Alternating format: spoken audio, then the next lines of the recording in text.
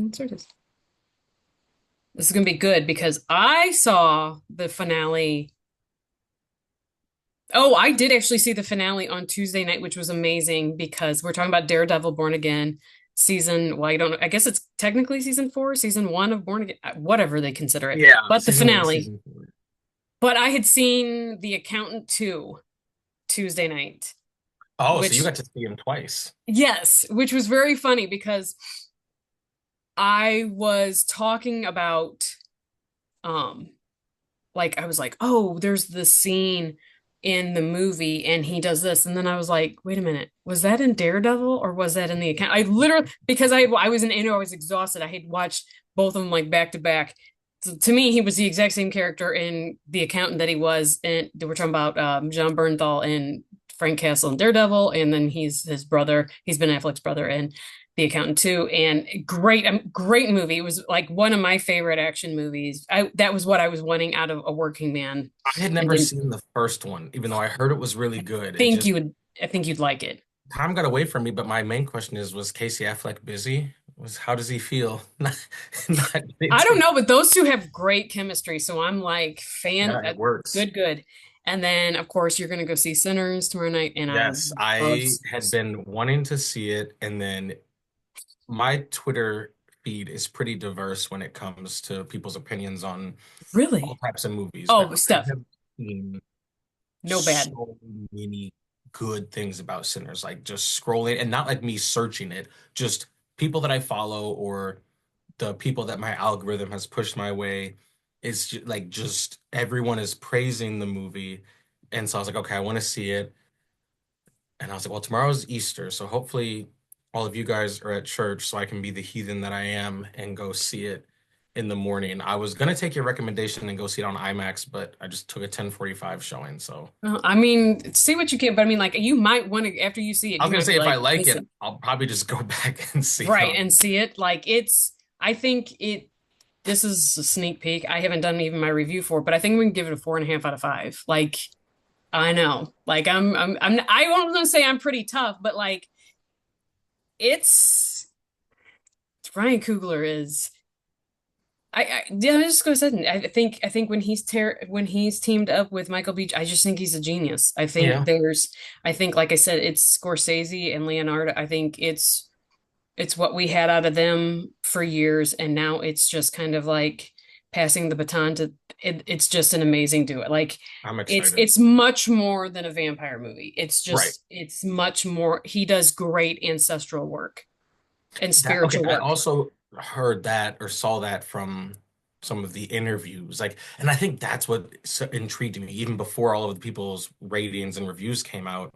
It was like just looking at the marketing for the movie, it was not being pitched as just a vampire movie. There was like there were layers to it, and yes, that is a layer and it's part of the story, but there was so much more to it. And I was like, all right, well now you got me interested.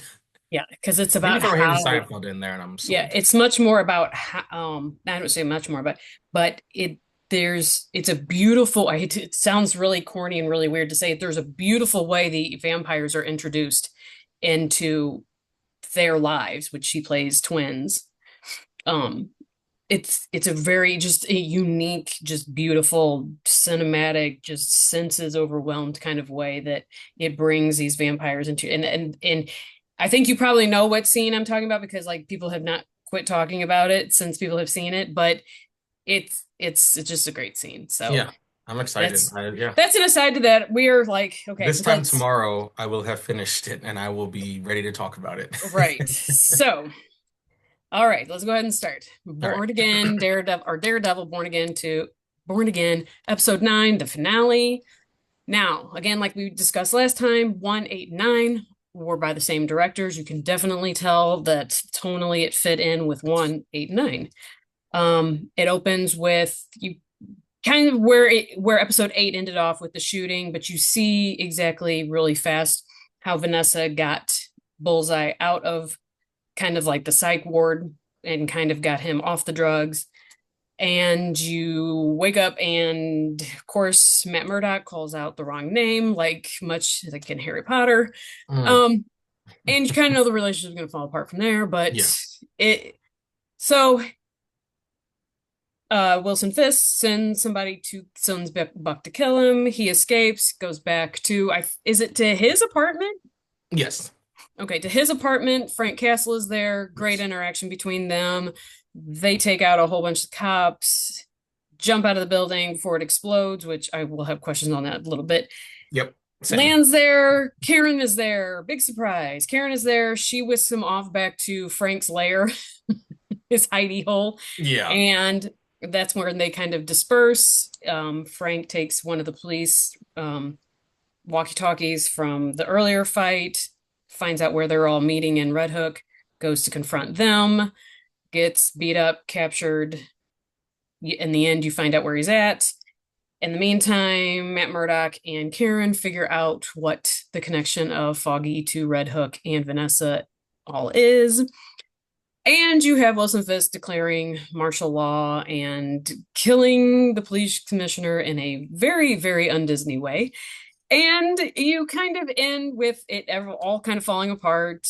Daredevil deciding he needs to get together an army with, we'll discuss that. And you see at the very, very end that Wilson Fisk and Vanessa have a whole bunch of billionaires and one vigilante, well, two vigilantes chained up like pieces of art. Yes. And then at the very, very, very, very credit scene, you see Frank Castle. He kind of like is going to escape, which I believe that is what the special presentation of his hour-long movie, TV show, whatever is going to be, is about his escape Definitely forgot about that. from Wilson's, I guess, Red Hook little dungeon thing. So I know there's a lot of things that I went over or I zoomed past, but that's only because we're going to discuss it now. Your initial thoughts? Thought it was a beautifully shot episode. Um, a lot of information jam-packed into 59 minutes, including credits. Um, but I didn't feel overwhelmed by it per se. I thought it did a very good job of the chaos that had been brewing is now out in the open for everyone to deal with.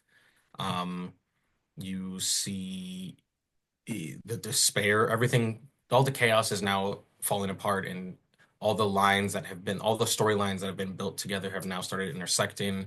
Um, I thought it was really good. I thought Wilson Fisk, Kingpin, is back. I thought right off the bat, Matt saving his life, and I thought maybe he would give Matt a bit of grace for at least half an episode. Seeing him not even be phased and immediately be like, "Oh man, he survived. Well, let's go finish the job." Like that lets me know, like, no, that Kingpin is back. Not that he was gone, but like the mask is has dropped. Like he he is the Kingpin that we know. He was white Um, suiting it up, yes, for yeah, sure. exactly. I thought Punisher finally being back after his 7-minute cameo was great, and I thought he did a phenomenal job. I thought the action was some of the best action we've seen. I always have a thing about slow motion. I think slow motion is great in fights, but I think I've just seen too many Zack Snyder films that I've gotten to the point where if I feel like you're using it too much, it takes me out of it. I don't think they used it too much, but I think there was maybe like one moment where I was like, all right, like that could have been in real time. Right. Um, I thought bringing back Karen and bringing back some of the characters we'd seen, like the detective and Josie, I think bringing back all those characters, having them play important parts, but not overwhelming it, I just thought it was extremely well done. I have to agree with you. I think it did a good job. Again, we are going to discuss some of the like plot holes that were in there or things that we wish we would have seen at Yes. the end of that. But at least I will say this, because we did have a different tone of 2 to 7 because of Yes, different directors and writers. But we had the same for 1, 8, and 9. And originally, the series was supposed to be 18 episodes long, and they took it and they split it into two. So hopefully, I don't know much about how many more episodes this pair did that did 1, 8, and 9. Hopefully, they have done 10 through 18, and we carry on the same tonal theme that we ended with. for sure. Because I mean, it wasn't bad, but you did definitely have a shift, and it did. you just kind of wonder like what was Muse even doing in there? Like when you start to look back, it's like you're like, okay, this is what we're getting to. We did have a lot of filler that did we need?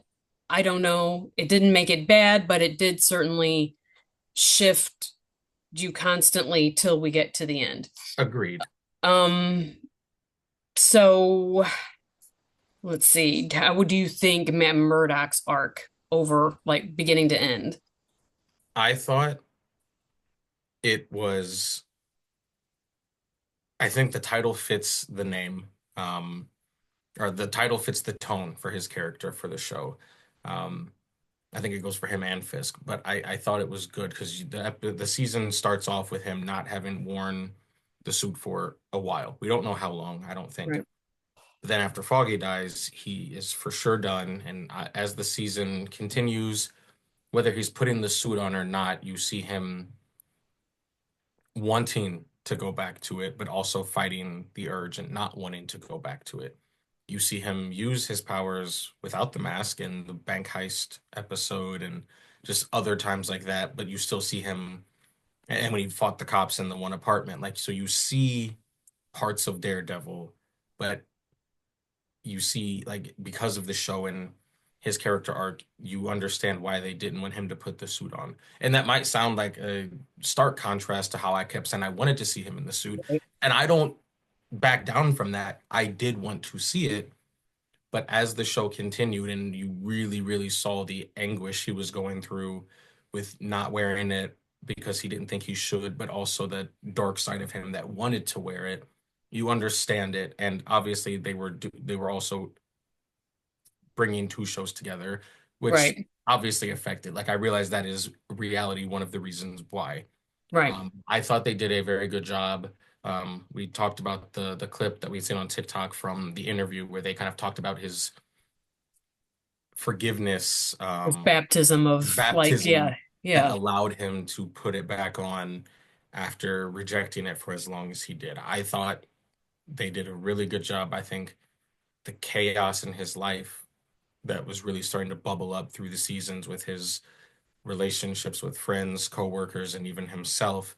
I thought they did a really good job with that. right. That he actually just needs to be Daredevil. He needs to Yes. have that ability to like him and Wilson Fisk are two sides of one coin. They like one of them needs to let off their steam for good, one of them needs to let off his steam for bad. Like they're just who they are and they're never going to change. And as much as you were like they were trying to lead you to believe that Wilson Fisk had changed. He also explains in this episode that all of this was in the bigger grand scheme of doing more and building more of his Kingpin empire. So like they never really, as much as Matt Murdock has not tried to change, he needed this, and as much as Wilson was pretending to change, he just kind of he went full. He put on his costume and his white suit again, Yes. and they're both back in their attire that fits them the most.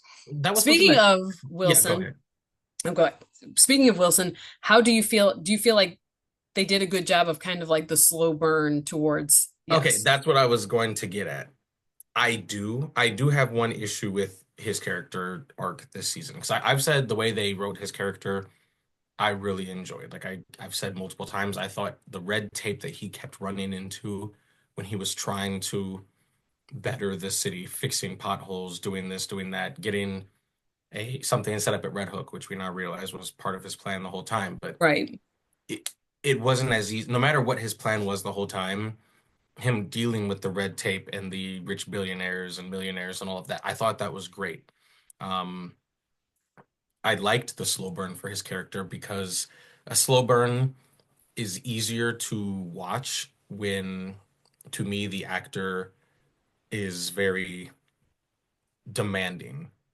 When they control attention, when they're a menacing presence, a slow burn is a lot easier to watch if it could because He there's got to simmers. exactly like it Yeah, just fits it because when you've got the bad guy that yells and screams, which he did, but just even when he was talking in a very normal voice, you were still terrified. right. The slow burn was perfect for that.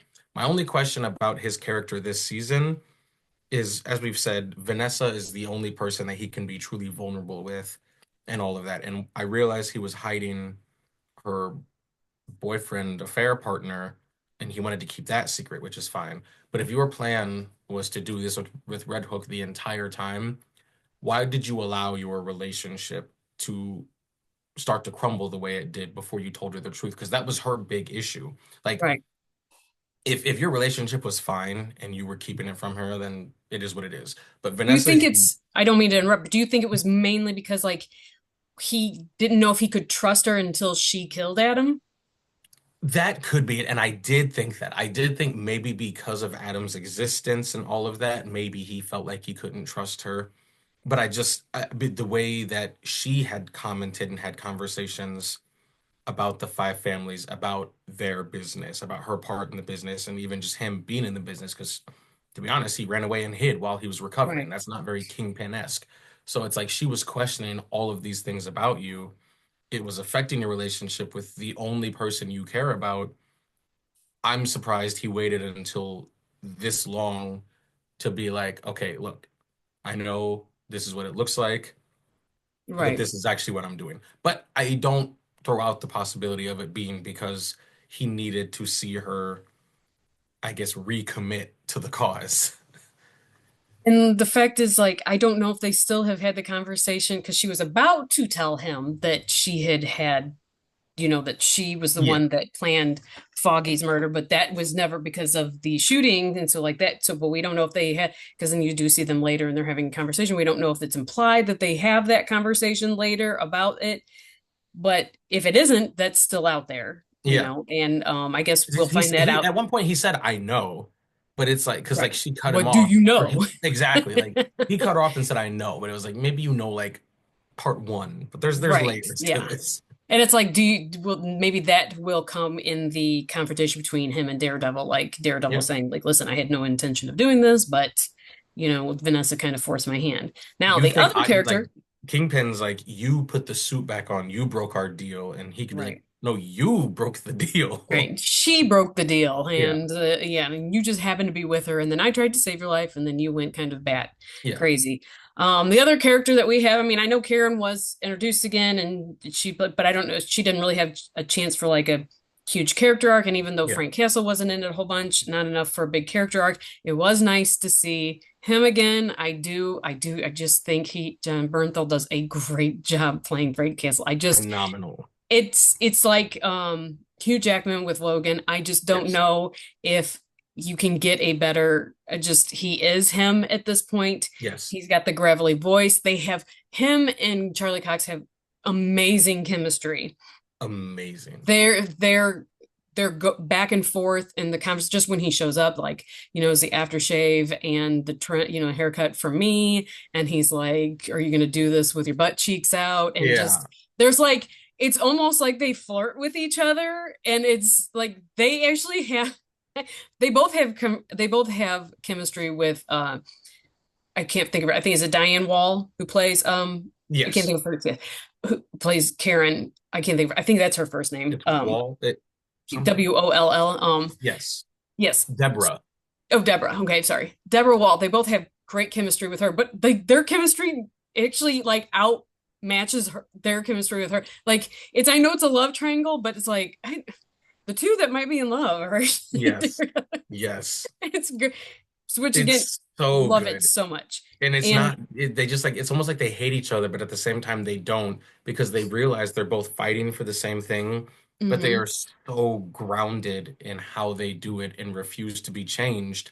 right, And they try to get the other person to come to their side while also whilst also trying to stop the other person from doing it. Like Punisher is every day trying to get Daredevil to just start killing people, and right, Daredevil in the middle of a fight is trying to stop Punisher from killing people. So they just right. argue and banter, and then they just go walk. It's the chemistry is so good. It's so good. It's so good. And you do see where, because they're both dealing with pain in a different way, which you do see the Punisher, Frank Castle, talk about his pain when he is tied up with the police. And you posted a lovely video on, or a little a little ditty on our TikTok video. Go check that out at I EntertainMix will Pod. stand by everything I said, and I will get to that at the end of the And podcast. well, we might talk about it right now because he talks about that Frank Castle breaks the that's breaking the fourth wall when Yeah, he is sitting there and you're actually looking in the back of Frank Castle's head, but you are looking at his audience, and he was like, "Do you guys basically know what like you get? Do you know what kind of clowns you are?" Talking to the police, and he says it's breaking the fourth wall because, in fact, he is actually talking to all of us. I will say the only reason it that by definition is if he was facing, like we were looking in his correct. face, right? Yes, That would yes, be the true definition of breaking the fourth wall. But he was definitely speaking to the audience. I know it was very important for if you don't believe us, go read interviews with him and the directors and the creators of the show past and they it's much like when the Joker came out and people co-opted that identity and then people were like you completely misread this character they and what post they're about. pictures of Harley Quinn and the Joker and say relationship goals, and it's like, Right. what? Right. What? Yeah, or like the challenge to authority. Like you're not doing what you think you're doing Yeah, because like they're yes, actually like and again like people yes, that like Patrick Bateman and Char Christian Bale's yeah. I can't think of the movie. Psycho, American Psycho. Yeah, where he's like they're people like without like media literacy or not understanding how to read these characters and like I said, co-opting there. And so, yes, in fact, Punisher is speaking to these Yes, people who have the Punisher logo on their truck and are acting all badass. And he's saying, like, you're taking on an identity that you have no idea what you're doing. Like this, yeah, I did this. Like he says, he talks about like you do you think you understand my pain? Do you think you undergone? Which they don't. And like this is the ultimate thing that he's trying to let everybody know is he chose this life because he was I mean, he went through some pretty horrific things to become yes, where he's at. So it's just kind of yeah. the And like and that's kind of where I'm at. I understand it is not a letter true. of the law textbook Yes, fourth wall break. I realize that because he's not facing the camera and sure. technically there are the cops in front of him that he is talking Sure. to in the lines. But the way so people are saying it's more social commentary. I get that. But I called it a fourth wall break because in my mind, in my head canon, while he is facing them, he is talking directly to the audience. I know there are people with the bumper stickers and the t-shirts and the tattoos who think they understand it and they don't. And in my mind, he is talking directly to you. Yes, I realize there are characters there. And to be honest, though, when I posted that TikTok, I thought a lot of people would get it. Right. I thought some people wouldn't. But when I see other people in the comments, like kind of breaking down and explaining, like, this is what he's saying, like, we're not Right. saying letter of the law definition, but there's like a few people that are like, it's not because there's an audience there. And I'm like, but you get what I'm saying. Right. So, like, either just like it or like, it's the actually guy. And I'm like, Yeah. you knew what I was Well, saying. Yeah, actually, you knew what yes. I was saying. Like, yes, I realize letter of the law, it's not, but for my own personal head canon, he's talking to the audience, but I realized it was Yes. the back of his head. Oh yeah. That's It is yeah. my So favorite picture now. Like, it is the first time in a long time that I might consider changing my phone background from my Across the Spider-Verse. yeah, like I said, John Bernthal, what he does with Frank Castle is just it's just so good. It's And like I they've said, I added layers to it because I think one thing that got lost with people taking on the Punisher logo and giving it a life of its own is that it's not just a guy that takes out bad guys. Like every comic book show, movie that has had Daredevil, they have shown the tragedies that led him to this point.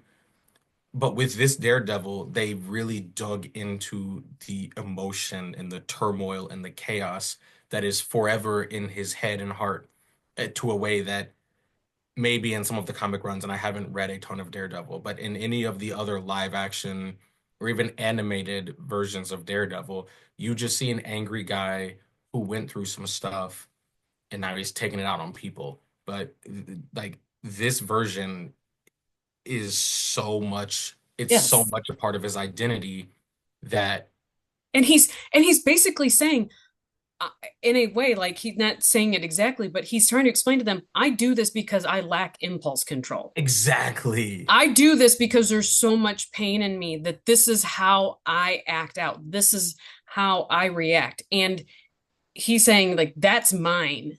That don't you can't take that because you don't know. Like you don't know that the only reason this comes out in this form is because of the pain that I carry inside. So exactly. I'm like, don't pretend that you know anything about me and where I'm coming from. He's not saying by any means, he's like, and look at how cool I am. He's like, he he just takes that, like he talks You about, shouldn't want to wear that logo. right, that he hears his son, Yeah, like just like that haunts him. And so it's like, it's for the people that to think it and be like, oh, he's just a cool anti-hero. Yeah, I mean, the yeah, Punisher is a cool anti-hero, but he himself like acknowledges his flaws. Like yes, he's not saying like I do this because I'm so badass. He has those skills because of his past, but he does this because he's also acting out because he doesn't know how to deal with his pain, and that is what makes him punishing everyone. I mean, like yes, punishing. He's called the Punisher. Like you don't want to have the mantle of somebody who punishes everyone. Like right, that's right, not how life. Like as a regular exactly. person, you don't want My one that. thing I would love to see, and I don't think we're ever going to get it, and I don't even know if it exists. I mean, I'm sure it does. There are thousands, hundreds of thousands of comics. I would love just an R-rated Wolverine and Punisher buddy cop adventure, similar to Daredevil, but it's like, no, this is just for 2 hours, an hour and a half, two unhinged individuals who don't mind killing Well, we without all the jokes every 30 seconds. you do kind of, there's I know the Punisher and Moon Knight Yes, the come Midnight across each other, Sun. and they're pretty, it's funny in a really dark way about their interactions. It's like some of the best because they're so, like Punisher will ask, are you still praying to that? Are you still crazy and praying to that moon god? And Moon Knight asks him, is your family still dead? Like, I mean, they're very just, like you said, unhinged characters that Yeah.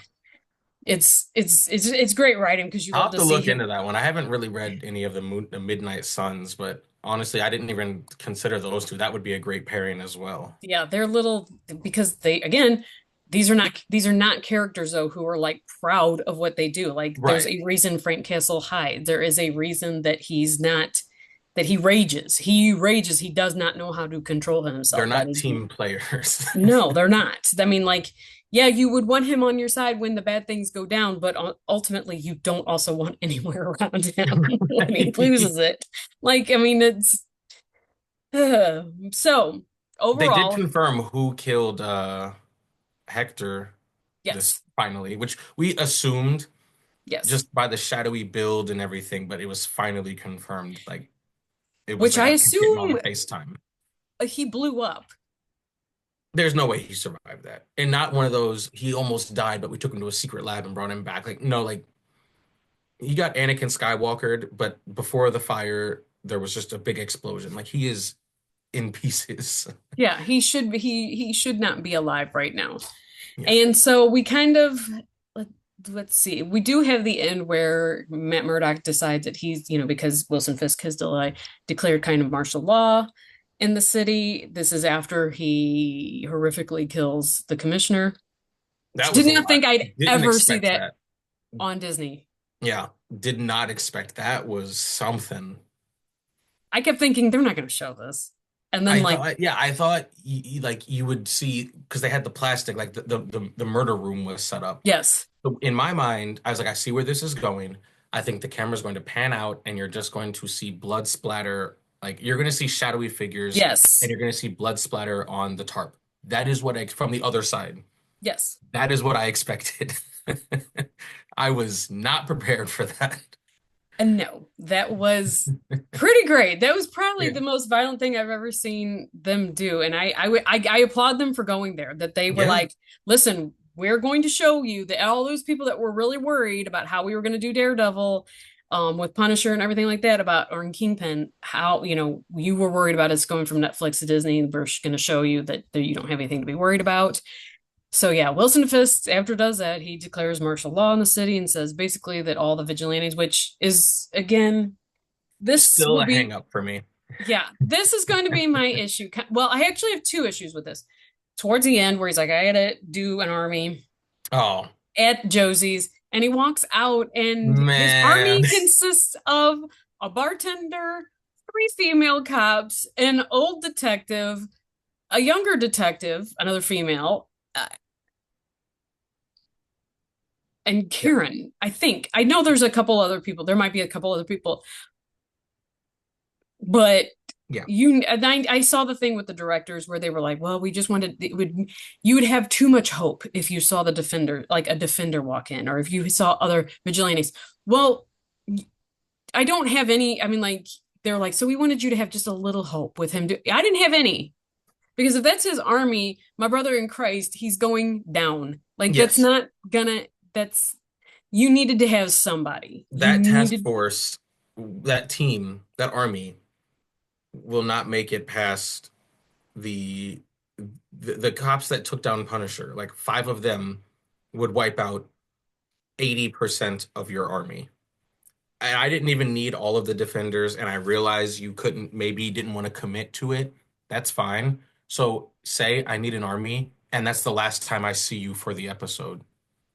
Like, or just have the door open and a yes, figure be there like like yes, I heard you're looking for I heard you're needing some I don't know but his army was pitiful yeah. and And I just want to I get ahead of this in case anyone's like, well, why does it have to be the defenders or why something like that? Here's the thing. The storyline that you are following or that they're following is what we kind of talked about was it King's Reign that you read? Devil's Reign. Devil's Reign.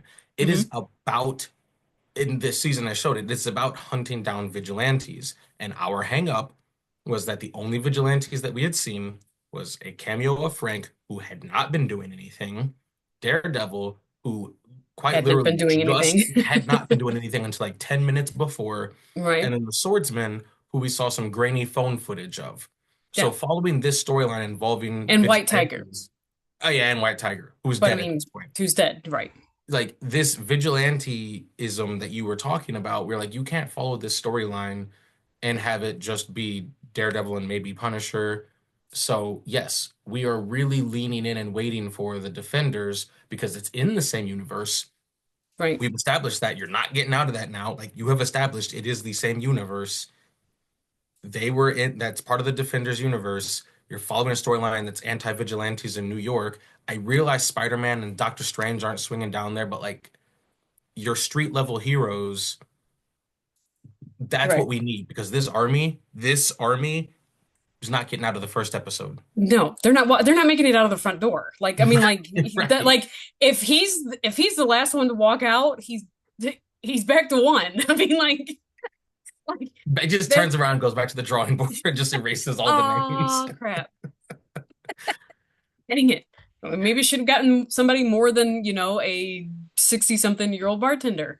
Like that's Like, I'm looking at that and I was like, maybe the cops he got could help a little bit, but like those are good cops and you're going up against the mayor of the city and mhm, cops who have like no issue at all right, just killing taking anybody. you out without hesitation. Sure. Are these good cops ready for that? No, I don't think so. no. Like they And stood obviously, around and like you said, watched. Josie's not doing anything. No, they She's stood gonna throw around and liquor watch it bottles come. at them. They stood around and watched the police commissioner's head get squashed like a melon. Like you're not doing Yeah, anything. yeah. You're not doing anything. And then my only other issue before we get into grades about it is this might seem wild, but we have Secret War, we have Doomsday, I believe, first, and then Secret Wars come out. Secret Wars very much deals with Battle World, where Yes. basically I mean, I know this is old school, but the Beyonder takes all these different locations and puts them on one planet and has everybody kind of duke it out. New York is definitely one of those places. Yes. I don't see, it's going to be weird when and if New York is not included in this battle world. And I know, I think season two they said is supposed to be out in March of next year. Hmm. Okay, so is that going to all be wrapped up before we get to Secret Wars, or where we don't have because Vincent D'Onofrio has talked about how the fact is he is not going to be in the movies. He is not in the MCU movie thing, and I I did not realize that. yeah, and I know Charlie Cox is because he was in the Spider-Man movie, obviously, but I don't know how many of those characters from New York are allowed into the movie realm of the MCU. So my that's like a nitpicky kind of thing. Like I We could go the multiversal route, yeah, which I think that's their saving grace. I mean, I realize it's like a part of the woven fabric of the Marvel universe, but right. I agree with you because yes, New York, like that's one of those places.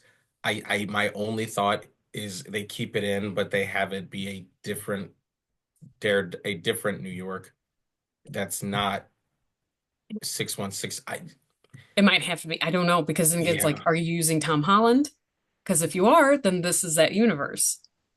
Because It could Charlie be a Cox, variant. Like that's the thing. The multiverses, you could have the same, you could, different. you could. It's just that, like I said, that's just kind of me. Like, okay, you're really creating a lot of chaos here in New York for Secret Wars to be on the horizon, and knowing that unless they change the thing with Vincent D'Onofrio, And and that's let's the problem issue that we run into with these cinematic universes that have so many, many, many stories. It's like you can want to tell a really good Daredevil story, and you can, and it's awesome, but we also want it to connect to the bigger universe. And sometimes the street level stories just, I don't want to say don't fit into because in the comics they made it work, but it's just like sometimes it's like you want to tell these great stories, but then we want it to connect to the bigger story. right. And Well, there, it's like you find it odd when things aren't, again, like everybody always says, like when things start happening and these are these big cataclysmic events, and then no other superheroes chime in, show up, like it's never referenced. You're just kind of like, yeah. you want And us to believe this. that's the issue they have now with any hero coming out of New York, or I guess say New York, any hero coming out of anywhere for the rest of the MCU's time around, that will be a question. Because Right, either you just got your powers, or if you're here, like where were you? Which I think that's the big issue they're running into, which right. sucks. But that's how like with the X-Men, I'm very curious about How they're going if to put them. how they're gonna put them in, but also the X-Men story, a part of the X-Men story is how they are rejected by society. And Hmm. for all intents and purposes, outside of Spider-Man and J. Jonah Jameson, the heroes across the board are loved in the MCU. And it's just like, how are you going to balance that, or are you going to change it? Because I mean, they did it in the comics, but that was one of those things where it's like you kind of just always ignored. Right. But So overall, I mean, I think we still were pretty pleased with oh yeah, the season overall, especially considering all the problems they had and people having high expectations and whether or not they were met. So yeah.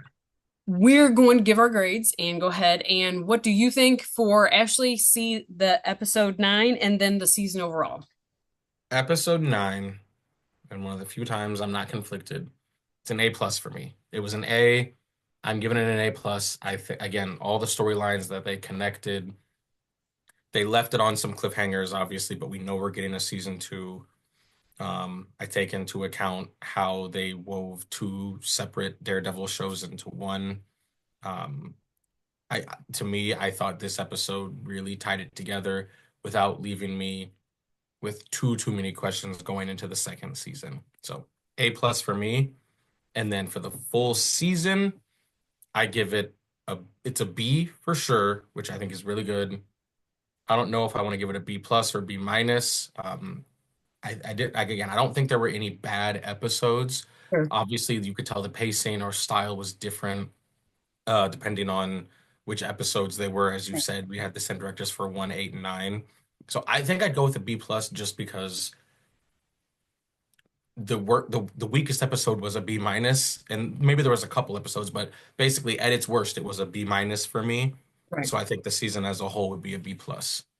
Nice. All right. So I would give it and this is again the only reason I would say it's an A minus and nine and like that's still not bad, but it's just because of you needed when he put together his army. My like I just I don't disagree with that. you needed to have something more. I know I understand I It's hear the fair. reasons that he gave. I just think you missed a big opportunity. That's It's fair. like it's like the end of Penguin. It's like Penguin without Batman. Like Yeah. we loved the Penguin. We loved the show, but when again, once it got to the point where it was a little obvious that you were like skirting around the mention of Batman or anything to do with him, it's like it becomes the absence becomes obvious Yeah. is kind of like you're making the vacuum even more like you're drawing attention to it. Like you're trying not to, but in its absence, you're actually drawing attention to it. And I would say overall, I give the season actually a B. I think it did have a like the shifting and a lot of it like where like what point was the muse? I think they Yes, kind of that's fair. Yes. fast tracked Heather and his really or there was just no chemistry. I don't feel like there was any chemistry between them. She sided with Kingpin at the end of this. Um, but yeah, I mean, I think a B. I still think I it think B was would be good for me now that I think about it, because honestly, because of all the action in this last episode, I think I forgot about Muse, and that actually did kind of bother me. Like, I realized he was used to push the story forward, and he was used as the knot that tied the different storylines together. right. But you could have found something else rather than a character that was a serial killer and a vigilante, and just having him be just in the background, in the background, in the background, in the front, and then gone. That, like, to me, that was probably the biggest letdown. Right. I feel like they could have used Frank instead of Muse, there should have been a use of Frank to build the anti-vigilante task Yes, force around. And that be like, Charlie Cox's or Daredevil's conflict with getting involved with something that Frank maybe had started, created, done.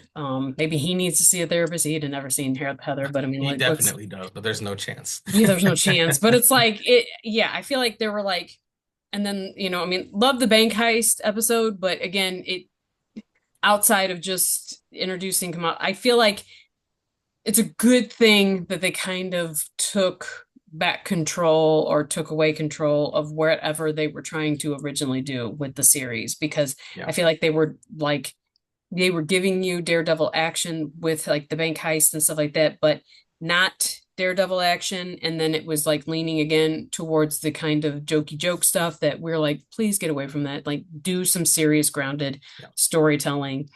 And I think that whether it's still enjoyable, I think one I think Bullseye and Punisher and Daredevil is where it's at, and Kingpin doing Kingpin stuff is Yeah. where the show thrives and flourishes. And it's like that's where you need to stay. Hopefully, this next season, that's exactly where they stay. It isn't a lot of jumping around as far as stories that don't connect and don't make sense. But overall, like I said, B, I don't think that's bad. I think B is, I think it's considering we hadn't had anything probably this good come out of Marvel in a while.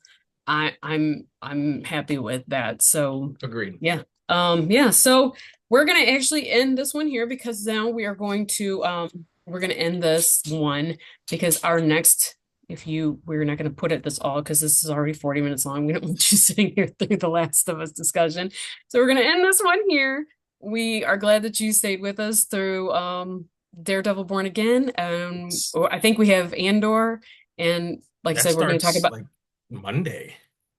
some or a week from like Tuesday or something like that. But then we have Last of Us that we're going to discuss in another episode. And yeah, we're going to keep continuing on because now is the time of year where they're just going to keep rolling through. So again, you find us on EntertainMix Pod on Twitter and TikTok where Will is angering everybody. And Yeah, you I'm can gonna find stop us replying to those comments and let people just sort it out among you themselves. can find us here. So we will see you back. And actually, you could just hit play on the next one because we're going to talk about The Last of Us, and we Yes. will see you all later. Bye.